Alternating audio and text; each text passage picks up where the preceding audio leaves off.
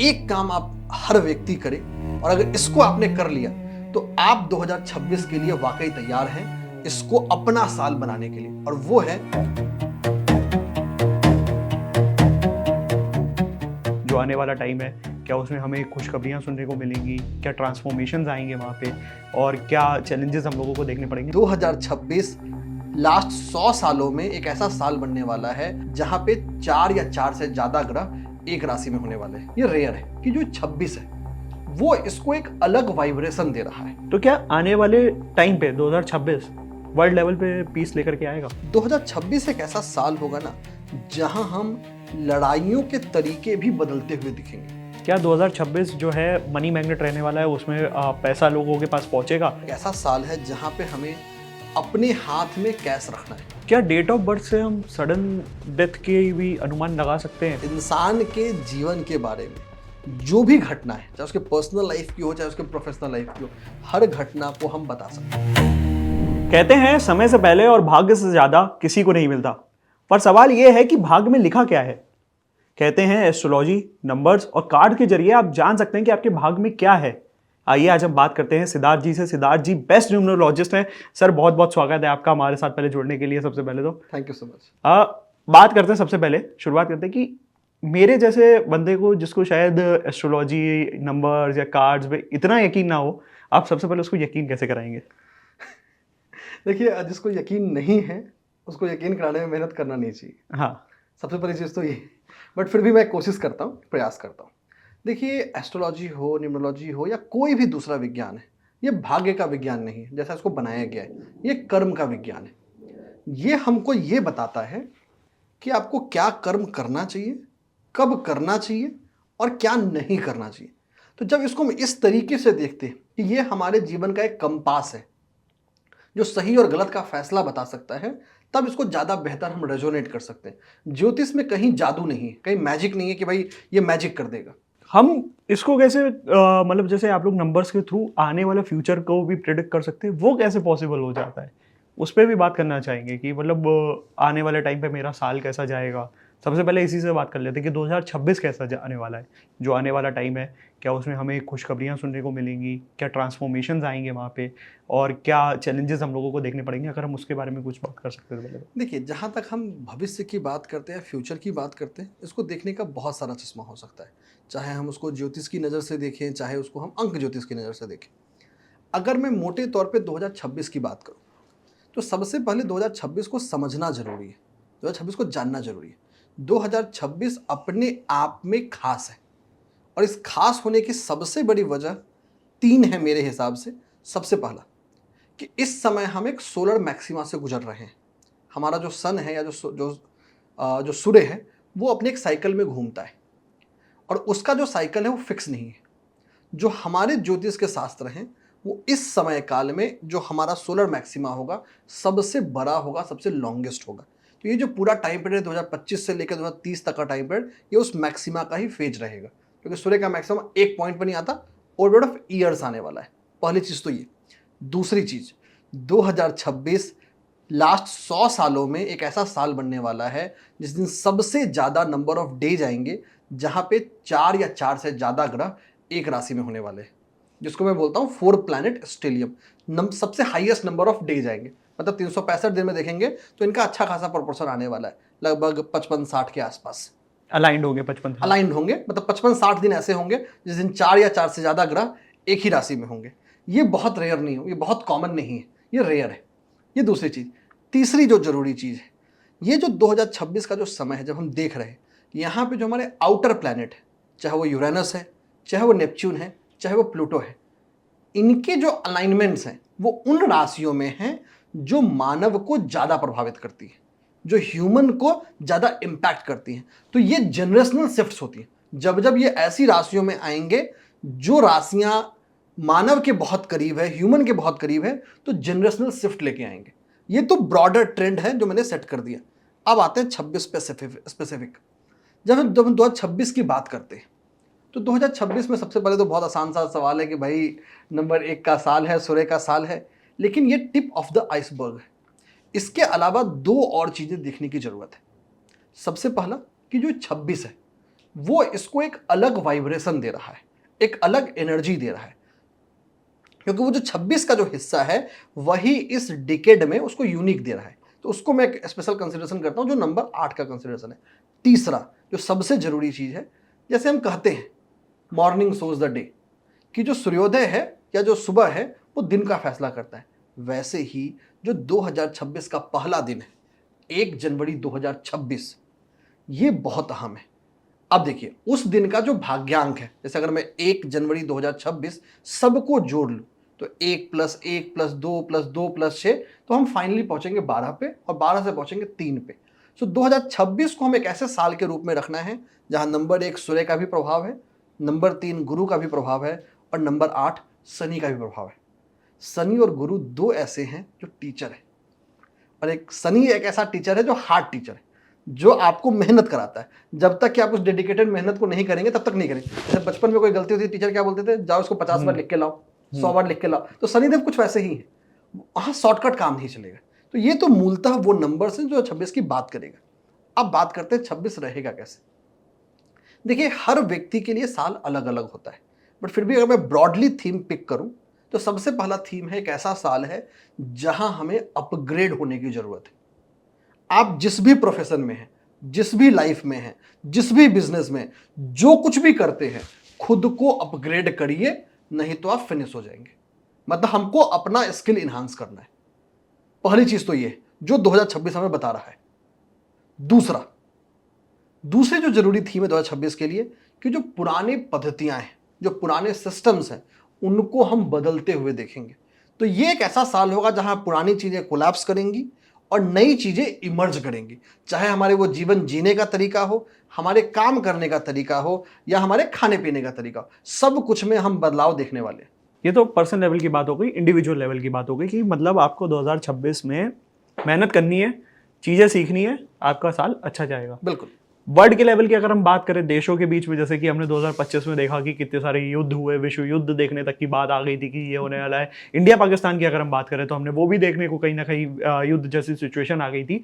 तो क्या आने वाले टाइम पे 2026 वर्ल्ड लेवल पे पीस लेकर के आएगा? देखिए अगर हम 2026 को एक वर्ल्ड में पीस के रूप में देखते हैं तो नहीं आने वाला है। 2026 कुछ वैसा ही रहेगा जैसे 2025 है। इनफैक्ट मतलब यहाँ मैं एक चीज़ ऐड कर दूंगा, ये जो समय है 2025 से लेकर 2030 तक का, यहाँ जो वर्ल्ड ऑर्डर है उसमें हम एक परिवर्तन देख रहे होंगे। तो 26 भी एक ऐसा साल रहेगा जहाँ पे देशों के बीच तनातनी रहेंगे। लेकिन परिवर्तन अच्छे में भी हो सकता है, परिवर्तन खराब में भी हो सकता है। मैं आता हूँ दोनों ही तरीके में। जब मैं बात करता हूँ 2026 में, 2026 एक ऐसा साल होगा ना जहां हम लड़ाइयों के तरीके भी बदलते हुए दिखेंगे।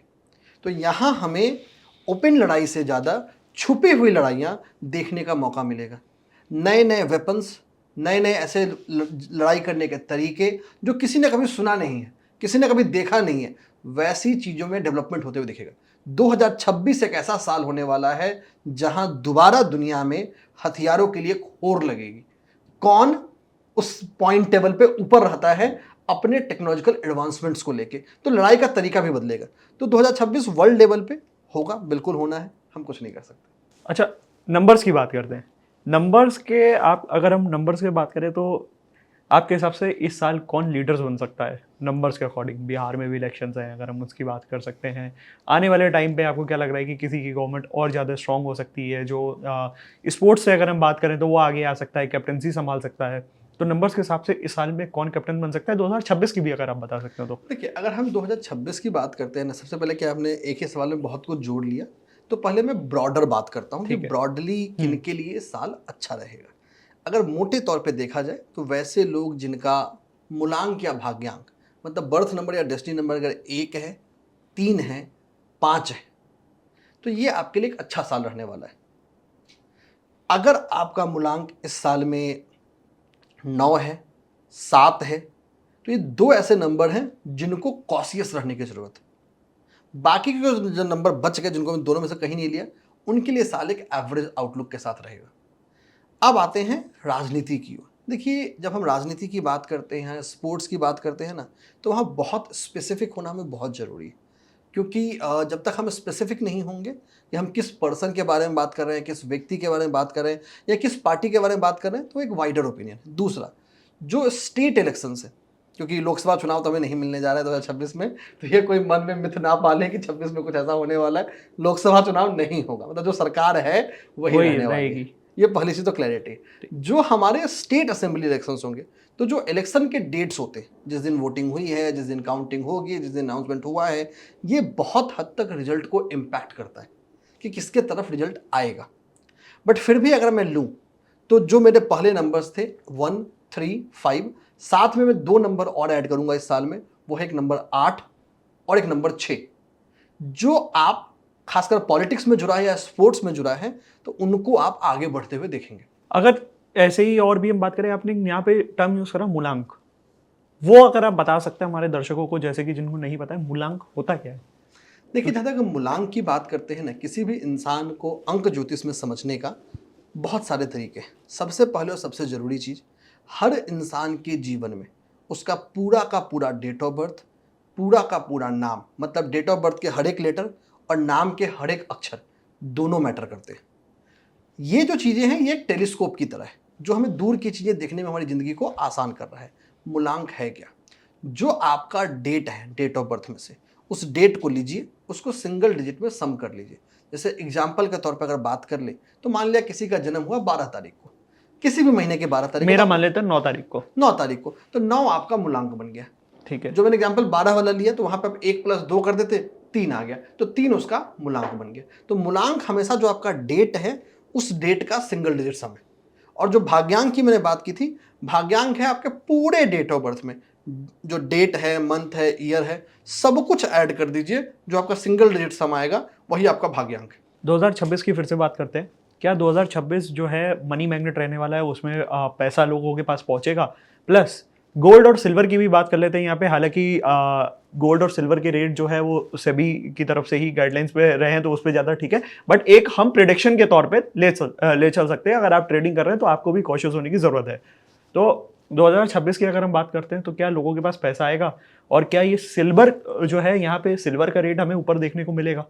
दोनों को आंसर करते हैं। पहले लोगों के पैसे की बात करते हैं। देखिए, जब हम लोगों की बात करते हैं, तो लोगों के पास पैसा डिसाइड करेगा उनका डेट ऑफ बर्थ, उनकी अभी चलने वाली दशाएं, वो कौन से साल में है, ये सारी चीज़ें उनको तय करने। ब्रॉडली अगर मैं 2026 को देखूं, तो मैं 2 चीज़ें बताऊंगा। एक ऐसा साल है जहां पे हमें अपने हाथ में कैश रखना है, मतलब कैश इन हैंड, ये बहुत ज़रूरी है। हमें सोच समझ के खर्च करना है। अब ये मैं ऐसा इसलिए बोल रहा हूँ क्योंकि आने वाला जो साल है, चाहे वो 2027 हो, 28 हो, या उसके आने का जो ग्रह दशाएं हैं, वो हमें बता रही है कि इस समय को फाइनेंशियली प्लान करके चलना है। इम्पल्सिव बाइंग से बिल्कुल बचना है। वो 2026 आपको नहीं बताता। सोच के समझ के बाई करिए। तीसरी जो चीज़ है, आप अपने इन्वेस्टमेंट्स को रीइवैल्यूएट करें, रीअलाइन करें। ये एक साल है जहां पे आपको अपने फाइनेंशियल इन्वेस्टमेंट्स को भी, डिसीजंस को भी इंट्रोस्पेक्ट करने की जरूरत है।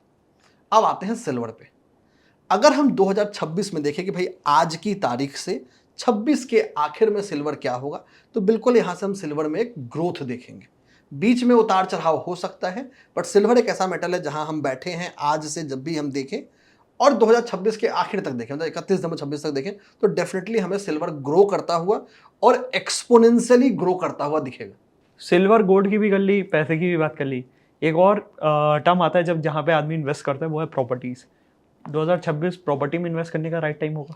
देखिए, अगेन जब हम प्रॉपर्टी की बात करते हैं, यहाँ मैं थोड़ा कॉशियस रखूँगा। ठीक है। रियल एस्टेट या जो प्रॉपर्टी है, इसको मैं 3 हिस्सों में बांटूंगा। सबसे पहला, जो एंट्री लेवल या बजट लेवल के जो मार्केट है, वहाँ पे बहुत ज़्यादा एक्सपोनेंशियली ग्रोथ में नहीं देख रहा हूँ। वो ऑलमोस्ट फ्लैट सा ही रहेगा। लेकिन जो स्मार्ट लिविंग है, मतलब जो टेक्नोलॉजी के माध्यम से जो चीज़ें बनाई गई हैं, जो इवॉल्व किया गया है, असिस्टेड लिविंग है, जो सीनियर सिटीजन्स के लिए बन रहे हैं, या जो ओल्डर एज पीपल जिसके लिए ऑप्ट करें उसके लिए बन रहे हैं, या जो लग्जरी प्रोजेक्ट्स हैं, इनमें मोर देन प्रेसिडेंटेड ग्रोथ आएगा। मतलब जो अनएक्सपेक्टेड ग्रोथ है वो देखेंगे। इतना ही नहीं, जो हमारे टियर 3, टियर 4 सिटीज़ हैं, वहाँ भी एक्सपोनेंशियल जंप आएगा, और वहाँ का जंप टियर 1 सिटी के जंप को बीट कर रहा होगा। जो ऐसे एरियाज हैं जो प्रकृति के पास हैं, जहाँ चाहे वो एयर क्वालिटी हो, चाहे वाटर क्वालिटी हो, चाहे फूड की क्वालिटी हो, बेहतर है, वहाँ हम प्रॉपर्टी के प्राइसेस बढ़ते हुए देखेंगे, खरीदने के पर्सपेक्टिव से भी और रेंटल के पर्सपेक्टिव से भी। ओवरऑल एक अच्छा समय है इन्वेस्ट करने का। मूलांक की बात करते हैं, एक मूलांक वालों के लिए 2026 कैसा रहने वाला है? देखिए, अगर एक हम की- सभी की बात कर लेते हैं, 1 से लेकर 9 तक की। बिल्कुल ठीक है। मैं प्रेडिक्शन से ज़्यादा वो बताऊंगा जो उनको करना चाहिए, क्योंकि प्रेडिक्शन तो बहुत ब्रॉडर होता है, जो बहुत सारे पैरामीटर पर होता है। नंबर 1 के लिए 2026 का एक साल एक अच्छा साल है। अपने गुस्से पे काबू रखना है, ओवर कॉन्फिडेंस पे काबू रखना है और एग्जीक्यूशन पे फोकस करना है। डे ड्रीमिंग से काम नहीं चलेगा। नंबर 2 की बात कर लेते हैं। नंबर 2 के लिए एक ऐसा साल है जहां उनको कॉशियस रहना है, खासकर अपने इमोशनल हेल्थ के लिए। जो उनका मानसिक स्वास्थ्य है, जो इमोशनल हेल्थ है, उसके लिए सचेत रहना है। नंबर 3 की बात कर लें, एक बहुत ही अच्छा साल है। अपने आसपास के लोगों से, जो आपके फ्रेंड्स हैं, फैमिलीज हैं, उनसे मिसअंडरस्टैंडिंग और आर्ग्यूमेंट से बचना है। नंबर 4 की बात कर लेते हैं। नंबर 4 के लिए जो 26 का साल है, थोड़ा कॉशियस का साल है, संभल कर चलना है, जल्दबाजी में किसी भी फैसले लेने से बचना है। खासकर हीटेड मोमेंट पे बिजनेस को बंद करना या जॉब में रिजाइन करने से बिल्कुल बचना चाहिए। नंबर 5, 2026 एक बहुत ही अच्छा साल रहने वाला है। बहुत सारा ट्रैवल कराएगा, लेकिन ध्यान ये रखना है अपने हेल्थ का। जो आपका डाइजेस्टिव हेल्थ है वो इस साल में टेस्ट हो सकता है। नंबर 6 की बात कर लेते हैं। अगेन इनके लिए थोड़ा यह साल खासकर पर्सनल लाइफ में थोड़ा धीमा सा रहेगा। बहुत सचेत होकर रहना है, मिसअंडरस्टैंडिंग से बचना है, डे ड्रीमिंग से बचना है, एग्जीक्यूशन पे भरोसा करना है, कॉन्फिडेंस बनाए रखना है। नंबर 7 की बात कर लेते हैं। नंबर 7 एक ऐसा नंबर है जिसके लिए 2026 का साल अगेन बहुत सचेत रहने की जरूरत है। आपका अपना कॉन्फिडेंस, आपका अपना पेशेंस बहुत मैटर करने वाला है। उस कॉन्फिडेंस और पेशेंस को खोना नहीं है। नंबर 8 की बात कर लेते हैं। अगेन इनके लिए स्लो एंड स्टडी साल है, लेकिन अच्छा है, ओवरऑल अच्छा ग्रो करेंगे। नंबर 9 की बात कर लेते हैं। नंबर 1 की तरह यहां मैं ऐड करूंगा, डे ड्रीमिंग से बचना है, गुस्से पे काबू रखनी है और एग्जीक्यूशन पे फोकस करना है। ओवरऑल अगर आपने ध्यान दिया होगा, मैंने एक चीज बोला है, ये एक ऐसा साल है 26 का ना, जो हम सब के एग्जीक्यूशन एबिलिटी को रिवार्ड करेगा। तो यहां डे ड्रीमिंग छोड़कर एग्जीक्यूट करना है। ये कर लेंगे, ये हो जाएगा, कल हो जाएगा, ये नहीं करना। आज और अभी में काम करना है। जो आज और अभी में काम करेंगे वो रिवार्ड पाएंगे, जो आज और अभी में काम नहीं करेंगे वो रिवार्ड नहीं पाएंगे। एक और मैं यहां पे उपाय ऐड कर दूंगा। 2026 एक ऐसा साल है जो, जैसे मैंने पहले ही बात किया था, सूर्य, शनि और गुरु का साल है। एक काम आप हर व्यक्ति करे, और अगर इसको आपने कर लिया तो आप 2026 के लिए वाकई तैयार हैं इसको अपना साल बनाने के लिए। और वो है अपने सोने और जगने का टाइम फिक्स। हर हालत में दुनिया इधर से उधर हो जाए, सूर्योदय से पहले जग जाना है। चाहे आप 5 मिनट पहले जगिए या 1 घंटे पहले जगिए, डज नॉट मैटर। अगर आप एक नाइट शिफ्ट वर्कर नहीं है जो नाइट शिफ्ट में काम करता है, तो आपको सूर्योदय से पहले जग जाना नाइट चाहिए। शिफ्ट वर्कर के लिए हम तो नाइट शिफ्ट वर्कर भी हैं, तो हम लोग अगर आते उसके हैं। और यहाँ पर सोना भी बहुत जरूरी है, सिर्फ जगना ही नहीं। जो रात की जो हमारी नींद है वो भी टाइम पे होना चाहिए। इसका मतलब डेली एक फिक्स टाइम पे सोना है। और ये क्यों है, इसकी वजह बता देता हूं। सूर्य देव समय से जगते हैं, समय से अपना, हमारे पॉइंट ऑफ व्यू पे वो अस्त भी होते हैं। सूर्य अस्त नहीं होता, पृथ्वी के घूमने की वजह से हमेशा महसूस होता है। तो सूर्य को ये डिसिप्लिन बहुत पसंद है। जब प्रभु श्री हनुमान सूर्य देव के पास शिक्षा लेने गए तो उन्होंने क्या बोला, चलते रहना पड़ेगा। तो सूर्य देव को एग्जीक्यूशन वाला चलना बहुत जरूरी है। चलते रहेंगे, रिवार्ड मिलेगा। शनि देव को भी डिसिप्लिन पसंद है, इसलिए मैंने ये उपाय ऐड किया। अब जो नाइट शिफ्ट वर्कर है उनको तो पहली सबसे चीज है, वो अपनी लाइफ को रोटेट कर लीजिए। मतलब आपके लिए दिन ही रात है, रात ही दिन है, आपको यही समझ के अपने जीवन को जीना है। As simple as it is. Rule आप पे भी एप्लीकेबल है कि अपने सोने के टाइम को फिक्स जरूर रखें। देखिए, फिक्स का मतलब होता है कि चलो 5 मिनट एवरेशन चलता है, ये नहीं कभी मैं 9 बजे सो रहा हूँ, कभी 12 बजे सो रहा हूँ, क्योंकि वो हमारा जो लैक ऑफ डिसिप्लिन है वो इस साल में रिवार्ड नहीं होगा। आपने यहाँ पे प्रिडिक्शन की बात को थोड़ा सा वो कहा कि इस पे बाद में बात, बट हम प्रिडिक्शन भी जानना चाहेंगे कि अगर 1 से 9 के बारे में, कि अगर आप कुछ कुछ थोड़ा बहुत भी प्रिडिक्ट कर दीजिए कि ये ऐसा उनका साल जाने वाला है। देखिए, मैं इसको आंसर करता हूँ। चलिए मैं प्रेडिक्शन पे ऐड करता हूँ। जब हम प्रेडिक्शन की बात करते हैं ना, ये सिर्फ एक नंबर पे बेस नहीं होता। इसके लिए पूरे पर्सन के हर पैरामीटर को देखना बहुत जरूरी, बहुत एसेंशियल है। बट फिर भी मैं एक तरीका बताता हूँ समझाने का। पहले तरीका बता देता हूँ, फिर प्रेडिक्शन दे दूंगा। अगर हमें 2026 को एक साल के रूप में आपको समझना है, तो आप क्या करें, अपना डेट ऑफ बर्थ लीजिए, अपना मंथ लीजिए और उसमें 2026 को जोड़ लीजिए। मतलब अपना डेट ऑफ बर्थ लेना है, 9, अपना मंथ लेना है 10, और 2026 लेना है। ठीक है तो आपने 2026, सबको जोड़ लिया, आपके पास एक सिंगल डिजिट नंबर आ गया। ठीक है। इस सिंगल डिजिट को नंबर कहते हैं आपका पर्सनल ईयर। ये आपका पर्सनल ईयर है। जैसे अगर किसी व्यक्ति का जन्म एक किसी भी महीने किसी भी साल के 1 जनवरी को हुआ है, तो उनके लिए ये साल नंबर 3 का साल होगा। 1+1+2026। इस तरह से आप अपना कैलकुलेशन कर लीजिए। अब मैं आपको प्रेडिक्शन बताता हूँ। अगर आपका पर्सनल ईयर 1 पे आ रहा है, 3 पे आ रहा है और 9 पे आ रहा है, तो ये आपके लिए आपके जॉब में, आपके बिजनेस में ग्रोथ का साल है। यहाँ आपको नए जॉब अपॉर्चुनिटीज मिलते हुए आपको दिखेंगे, आपके बिजनेस में नए ग्रोथ होते हुए दिखेंगे। अगर आप स्टूडेंट हैं तो आप नए कोर्सेज की ओर, नए सक्सेस की ओर, आप जिस रिजल्ट का इंतजार कर रहे थे वो रिजल्ट आपको मिलता हुआ यहाँ दिखेगा। ये तो हो गया 1, 3 और 3, 9। 9 वालों के लिए। अब चलते हैं दूसरे हिस्सों के पास।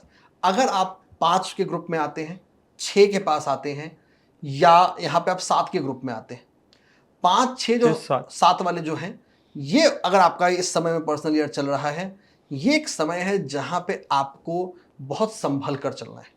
ये समय आपके जॉब और आपके बिजनेस को टेस्ट कर सकता है। टेस्ट करने का मतलब वहां पे आपको हो सकता है कि आप हीट ऑफ द मोमेंट पे पेपर डाल दें, रिजाइन कर दें। बिजनेस में हो सकता है कि अनएक्सपेक्टेड पार्टनरशिप ब्रेक कर जाए, अनएक्सपेक्टेड कुछ, तो यहां पे हमें अनएक्सपेक्टेड लॉस होते हुए दिखेंगे। नंबर 5 वाले के लिए नहीं, बट बाकियों के लिए ज्यादा वैलिड है। आसपास वाले की 6 और 6 और 7 वालों के लिए। 5 के लिए क्या है, उनको अपने गुस्से पे बहुत काबू रखना है, क्योंकि वो अपने एग्रेशन में आके ऐसे फैसले ले सकते हैं। तीसरा जो जरूरी चीज है इस ग्रुप वाले के लिए, रिलेशनशिप्स में बहुत ध्यान रखना है। यहाँ मिसअंडरस्टैंडिंग्स हो सकती है, कंफ्यूजन्स हो सकते हैं, तो हर चीज को ट्रांसपेरेंटली कम्युनिकेट करना है। जो हमारे नंबर बच गए, अगर उनके पर्सनल ईयर की बात कर ले, उनके लिए एक ऐसा साल है जो आपके लिए स्टेटस को रहेगा। आप न बहुत ज़्यादा गेन करेंगे, न बहुत ज़्यादा लॉस करेंगे। आप जहाँ थे, जैसे हैं, वैसे ही रहेंगे। लेकिन एक कॉशन ऐड करूँगा, वो कॉशन का नाम है कि आपको ध्यान रखना है कि आप अपने रिलेशनशिप्स में, अपने शब्दों के चयन में, वर्ड्स के सिलेक्शन में बहुत कॉशियस रहिए। आपका वर्ड्स ही आपको रिवार्ड भी कराएगा और लॉस भी कराएगा। 2 सेकंड नंबर जो जिनका 2, वो मैंने सारे ऐड कर लिए थे, बाकी हाँ। सारे जो बच गए सारे लास्ट वाले ग्रुप में, बट फिर नंबर 2 की स्पेशली क्योंकि 2 मेरा है, मैंने इतनी देर में कैलकुलेट कर लिया। चलिए, नंबर 2 के लिए 26 की बात करें। एक ऐसा साल है जो बहुत एक्सपोनेंशियली यहाँ पे ग्रोथ नहीं आने वाली, एवरेज साल है। पर्सनल लाइफ ज़्यादा फोकस्ड होगा, तभी मैंने वर्ड्स पे क्वेश्चन बोला। बाकी जो नंबर्स हैं ना, उनके लिए वो पर्सनल लाइफ वाला साल है, जहाँ पे अपने पर्सनल रिलेशनशिप्स को, पर्सनल लाइफ्स की ओर ज़्यादा रहेंगे। ना चाहते हुए भी उनका जो वर्क लाइफ बैलेंस है, उसमें लाइफ वेटेज ले लेगा और लाइफ की ओर उनको फोकस करना पड़ेगा। तो वहाँ हमें ध्यान से नेविगेट करने की जरूरत है। एक इमोशनल साल होने वाला है, संभल के रहने की जरूरत है, अपनी भावनाओं पे काबू रखना है, गुस्से के आउटब्रस्ट से बचना है। जॉब और बिजनेस में एवरेज साल रहेगा, कोई स्टेटस ग्रोथ नहीं है, बट हाँ, हड़बड़ी में आके फैसले लेंगे तो नुकसान हो सकता है, नुकसान तय है।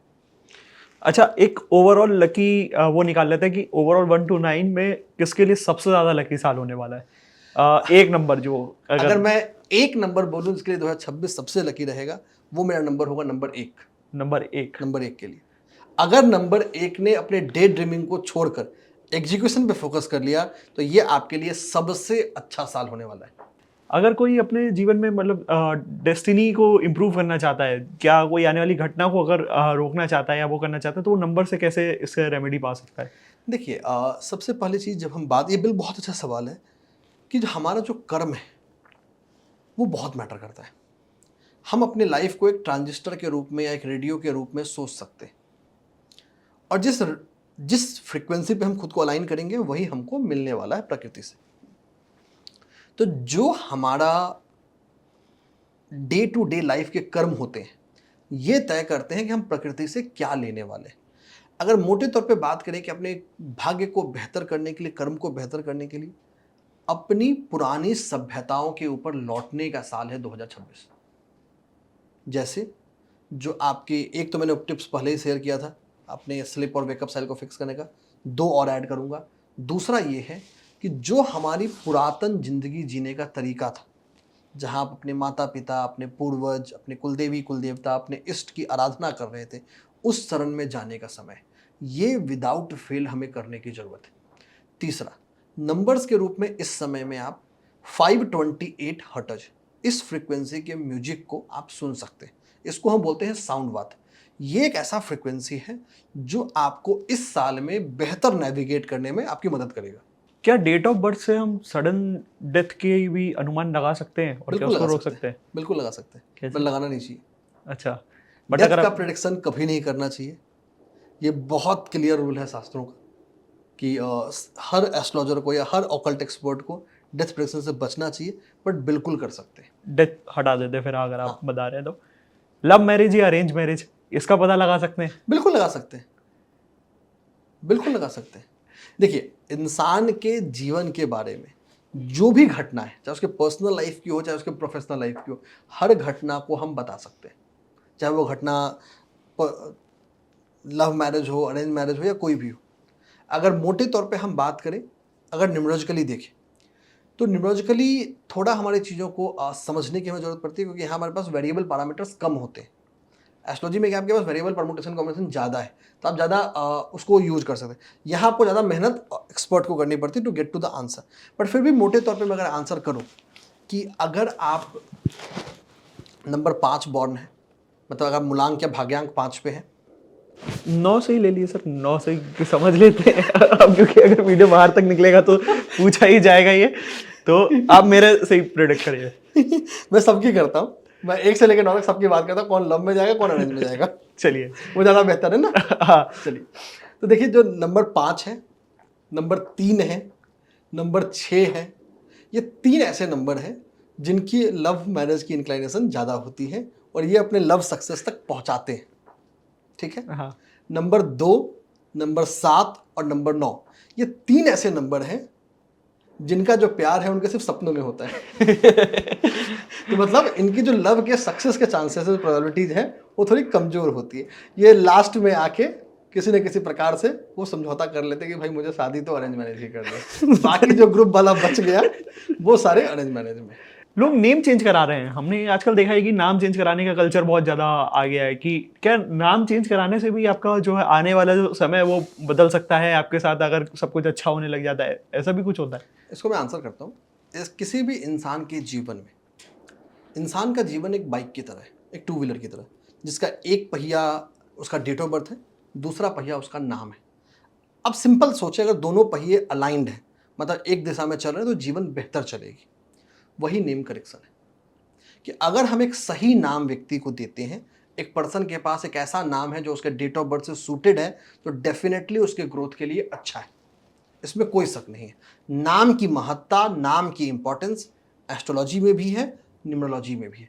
एक पेरेंट्स के रूप में, एक माता पिता के रूप में आप अपने बच्चों को सबसे बड़ा तोहफा दे सकते हो, वो है एक अच्छा अलाइंड नाम। अब आते हैं आज के नेम करेक्शन पे। देखिए, बहुत बार ऐसा होता है कि उस समय जानकारी के अभाव में या परिस्थिति वजह या किसी भी सिचुएशन की वजह से आपको एक सही नाम नहीं मिला, तो उसको हम आज परिवर्तन करते हैं। इसी को हम बोलते हैं नेम करेक्शन। नेम करेक्शन अगर सही तरीके से किया गया है, सही समय पे किया गया है, तो डेफिनेटली पर्सन के जीवन के हर आयाम में हेल्प करेगा। एक काफ़ी लोगों के मन में एक दुविधा आती है कि भाई ये तो नेम करेक्शन बहुत नया है, नया नया आया है, पहले तो नहीं था। मैं थोड़ा इतिहास में ले जाऊंगा। हमारे सनातन धर्म में जितने आज तक ऋषि महात्मा हुए हैं, चाहे वो स्वामी दयानंद हो, चाहे वो विवेकानंद हो, या कोई भी हो, जिन्हें भी जब गुरु दीक्षा मिली है, तो गुरु दीक्षा मिलने के बाद सबको एक नया नाम दिया गया है। आप इतिहास उठा के देख सकते हैं। और नाम क्यों दिया गया? क्योंकि नाम आपकी आइडेंटिटी को चेंज करता है, आपको एक नया जीवन देता है। इसीलिए गुरु दीक्षा के बाद नया नाम दिया जाता है। हर गुरु ने अपने शिष्य को नया नाम दिया गया। तो ये वहीं का एक वेरिएशन है। अब आज की परिस्थिति में थोड़ा प्रैक्टिकल हो जाते हैं। प्रैक्टिकली मैं बोलूं कि भाई मुझे किसी व्यक्ति को नया नाम देना है, एक आम इंसान के लिए बड़ा कॉम्प्लिकेटेड काम है। इतने सारे डॉक्यूमेंट्स में जाके चेंज करना, लोगों को बताना, और कुछ तो लोग कहेंगे लोगों का काम है कहना, उनको जस्टिफाई करना, ये बहुत कम है। इसीलिए लोग पूरा नाम चेंज करने से बचते हैं और एक नेम स्पेलिंग करेक्शन की ओर जाते हैं। यहाँ मैं एक चीज़ ऐड करूँगा, आप लोगों की चिंता मत करें। अगर एस्ट्रोलॉजिकली या न्यूमरोलॉजिकली ये लगता है कि आपको एक नया नाम चाहिए, तो बेझिझक नाम चेंज करें। नेम करेक्शन बिल्कुल काम करता है, इसमें कोई शक नहीं है। सर डेट ऑफ बर्थ भी हम चेंज कर सकते हैं क्या? देखिए, अमूमन तौर पे या एक आम इंसानों के लिए डेट ऑफ बर्थ चेंज करना एक अच्छा विकल्प नहीं है, मुश्किल है। लेकिन अगर शास्त्रीय मत की बात करें, अगर शास्त्रों के आधार पे देखें, थ्योरेटिकली देखें, तो बिल्कुल कर सकते हैं। ऐसा कैसे? नहीं कि नहीं कर सकते, बट इसके लिए आपको एक स्ट्रॉन्ग मैनिफेस्टेशन की जरूरत है। जब तक आप उस डेट ऑफ बर्थ को अगर किसी ने सब कॉन्शियसली बहुत ज़्यादा स्ट्रांगली मैनिफेस्ट कर लिया तो डेफिनेटली पॉसिबल है। मैं इसका एग्जांपल दूंगा, डेट ऑफ बर्थ से नहीं बट मिलता जुलता एग्जांपल। अगर आप दक्षिण भारत में जाएंगे, वहाँ पर बहुत सारे ऐसे टेम्पल्स हैं जहाँ पे लोग दूसरी शादी करते हैं, मतलब सेम पर्सन से, ताकि आपकी शादीशुदा जीवन बेहतर हो जाए, ताकि आपका जो डेट ऑफ मैरिज है, जिस तिथि में, जिस मुहूर्त में, जिस तारीख को आपकी शादी हुई, वो बदल जाए। ये एक स्टैब्लिश्ड प्रिंसिपल है जो बहुत वाइडली होता है। ये डेट ऑफ बर्थ पे भी एप्लीकेबल है। दूसरा एग्जाम्पल दूंगा, अगर हम अपने भारत में देखें, बहुत सारे ऐसे लोग हैं जिनको अपना डेट ऑफ बर्थ पता ही नहीं है, लेकिन अगर आप उनके जीवन को देखेंगे तो जो डेट ऑफ बर्थ उनके डॉक्यूमेंट में है, उनसे उनके जीवन को आप देख पा रहे होते हैं। क्यों? क्योंकि उस डेट को उन्होंने अपने पैदा होने से आज की तारीख तक हर पल हर लम्हा मैनिफेस्ट किया है। इसका देखिए, इसका मतलब ये नहीं कि एक्चुअल डेट ऑफ बर्थ का रोल खत्म हो जाएगा, उसका रोल रहेगा। बट अगर कोई बहुत स्ट्रांगली इस आर्ट में आए और सबकॉन्शियसली नए डेट ऑफ बर्थ को एम्बेड कर ले, तो थ्योरेटिकली बिल्कुल पॉसिबल है। टफ है करना, लेकिन संभव है। कुछ लोग, जैसे मैंने देखा है कि जिनको अपनी बर्थडे नहीं याद होती है, वो या फिर कुछ उनके डेट ऑफ बर्थ वाले दिन कोई इवेंट हो गया होता है, अनफॉर्चुनेट किसी का डिमाइस हो गया होता है उनके आसपास में, नोन में, तो वो तिथि के हिसाब से अपना बर्थडे मनाने लगते हैं कि जैसे कि दशहरे के एक दिन बाद हुआ है तो दशहरे के एक दिन बाद मनाने लगते हैं। क्या वो भी इम्पैक्ट कर सकता है? जैसे कि एक बार दशहरा सितंबर में पड़ा, किसी ईयर किसी में अक्टूबर में पड़ रहा है, तो क्या वो भी डिफर कर सकता है? देखिए, मैं इसको आंसर करूंगा। दो चीज़ें, जब हम डेट ऑफ बर्थ की बात करते हैं ना, तो दो तरह से हम डेट ऑफ बर्थ को देख सकते हैं। एक तो डेट ऑफ बर्थ वो है जो हमारा ग्रेगोरियन कैलेंडर से आ रहा है कि भाई आपका जन्म किस तारीख को हुआ, जो हमारा कैलेंडर है। दूसरा है कि उसको हम वैदिक तरीके से देखें। वैदिक तरीके मतलब पंचांग के हिसाब से, कौन सा पक्ष, कौन सा वार, कौन सी तिथि, कौन सा नक्षत्र, कौन सा करण, इसके आधार पे भी हम निकाल सकते हैं। आइडियली हमें दोनों ही डेट ऑफ बर्थ मिलाना चाहिए और इंसान पे दोनों का ही प्रभाव आ रहा होता है। अगर इंसान के पर्सनालिटी को देखेंगे तो दोनों का प्रभाव ऑलरेडी आ रहा है, आप उसको मनाए या ना मनाए। सबसे ज्यादा इंपॉर्टेंट कौन सा होता है, तिथि के हिसाब से या फिर कैलेंडर के हिसाब से? देखिए, दोनों ही इक्वली इंपॉर्टेंट है। इसको ऐसे कि मैं अगर बोलूं कि भाई आंख ज़्यादा इंपॉर्टेंट है या कान ज़्यादा इंपॉर्टेंट है, दोनों का अपना रोल है, दोनों का अपना सिग्निफिकेंट है। क्योंकि नॉर्मल ह्यूमन लाइफ में हम लोग शायद अपनी तिथि के हिसाब से बर्थडे नहीं कभी नहीं मनाते, मनाते। बिल्कुल नहीं मनाते, बट मनानी चाहिए। अच्छा। एक अच्छा उपाय है।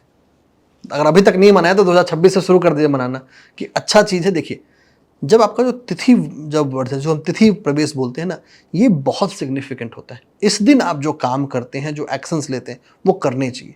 बर्थडे मनाने का मतलब क्या है कि आप तुला दान कर सकते हैं। तुला दान का मतलब कि अपने वजन के बराबर या वजन का 1/10 आप डोनेट कर सकते हैं किसी गौशाले में, किसी वृद्धाश्रम में। एक अच्छा उपाय है अपने जन्म तिथि पे करने के लिए। नॉर्मल ह्यूमन के आईज के हिसाब से, अगर आईसाइट के हिसाब से और न्यूमरोलॉजिस्ट के हिसाब से जब आप दुनिया को देखते हैं, तो क्या डिफरेंस नजर आता है? कि मतलब आप एज अ नॉर्मल ह्यूमन अगर आप किसी चीज को देख रहे हैं और फिर एज अ न्यूमरोलॉजिस्ट देख रहे हैं, तो क्या डिफरेंस क्या नजर आता है?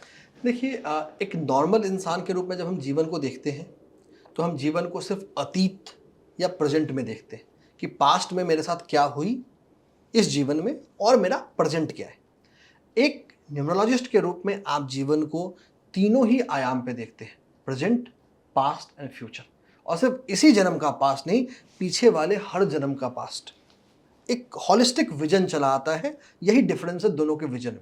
अगर हम बात करें तो जो लोग सीखना चाहते हैं, न्यूरोलॉजी में आना चाहते हैं और बनना चाहते हैं न्यूरोलॉजिस्ट, तो कैसे स्टार्ट कर सकते हैं?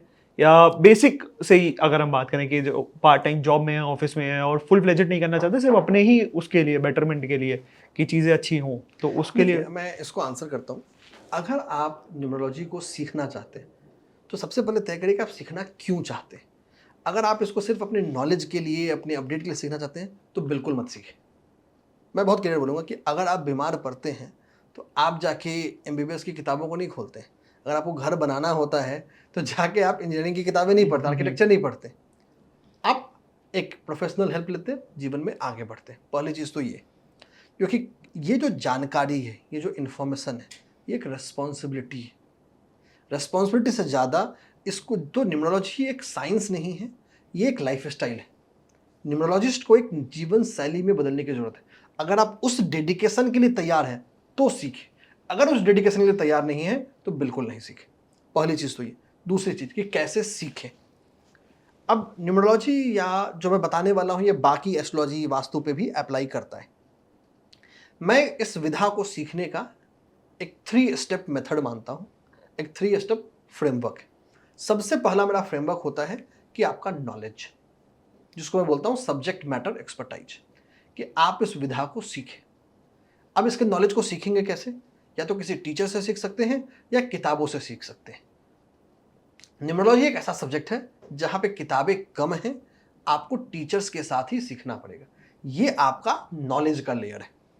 दूसरा जो लेयर है उसको मैं बोलता हूँ वो है डिवाइन ब्लेसिंग या इंट्यूशन। अब हर इंसान का अलग अलग मत हो सकता है। मेरा मत यही है कि जो ज्योतिष विधा है, चाहे वो अंक ज्योतिष हो, एस्ट्रोलॉजी हो, न्यूमरोलॉजी हो, वास्तु हो, यहाँ ईश्वर की कृपा या गट फील या इंट्यूशन होना बहुत ज़रूरी है। तो दूसरा हिस्सा है कि आप अपने उस इंट्यूशन पे काम करें। एक बिगिनर के रूप में आपका सबसे पहला काम है कि आप अपने इष्ट के मंत्रों के साथ या माँ गायत्री के मंत्रों के साथ, या दोनों, इष्ट के मंत्र और माँ गायत्री के मंत्र दोनों के साथ अपने जीवन को शुरू करें। इंट्यूशन की जर्नी को धीरे धीरे जर्नी आपको खुद गाइड करेगी कि आपको आगे कहाँ बढ़ना है। ये दूसरा लेयर है। तीसरा जो मेरा नॉलेज का लेयर होता है, इसको मैं बोलता हूँ वो है प्रैक्टिस, कि आपने जो सीखा उसको आज के हिसाब से कंटेम्प्रेरी वर्ल्ड में इवॉल्व करना, हर नया केस ऑब्जर्व करना। आपका अपना प्रैक्टिस और ऑब्जर्वेशन बहुत जरूरी है, बहुत एसेंशियल है। तो जैसे आप खाना खाते हैं, जैसे आप सांस लेते हैं, वैसे ही एक न्यूमरोलॉजिस्ट को या एक बिगिनर एस्ट्रोलॉजर को रेगुलरली लोगों पे प्रैक्टिस करते रहना चाहिए। मतलब कि भाई चलो, मैं किसी का बोलिए भाई मेरे को दोस्त है, अपने डिटेल दे दो, मैं तुम्हारी पास्ट की घटनाओं को बताऊंगा या फ्यूचर की घटनाओं को बताऊंगा, तुम बताओ मैं सही या मैं गलत। ये प्रैक्टिस बहुत जरूरी है। ये 3 चीजें हैं जो आपको सीखने में मदद कर सकती है। तो यही मुझे लगता है एक फ्रेमवर्क है जिसे आप सीख सकते हैं। तीनों ही लेयर जरूरी है, एक टेबल की तरह है।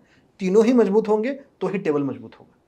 तो देखिए, न्यूमरोलॉजी के ऊपर जो भी आपके सवाल थे हमने उनको लिया है। आने वाला साल आपके लिए कैसा रहेगा ये भी हमने प्रेडिक्ट करा है। तमाम ऐसे वीडियोस के लिए बने रहिए हमारे साथ, देखते रहिए Zee astro. Thank you for watching.